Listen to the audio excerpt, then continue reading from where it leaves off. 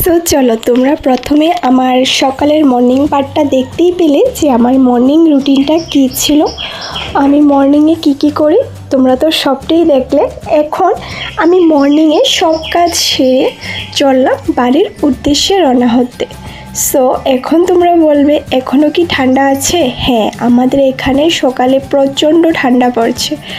So আমি চললাম বাড়ির উদ্দেশ্যে। যাওয়ার আগে আমি পেশেন্টের নামগুলো সুন্দর করে ফটো উঠিয়ে নিলাম, দেন মালিককে বলার জন্য চলে গেলাম যে আমি চলে যাচ্ছি।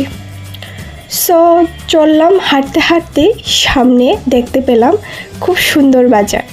সো আমি ভাবলাম যে কিছু একটা কেনাকাটি করি, আর ফুলকপিগুলো দেখতে এতটাই সুন্দর লাগছে যে আর না নিয়ে পারলাম না।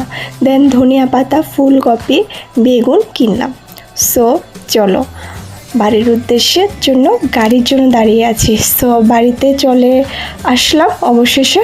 সো আবার কোনো এক নতুন ভিডিওতে দেখা হবে। সো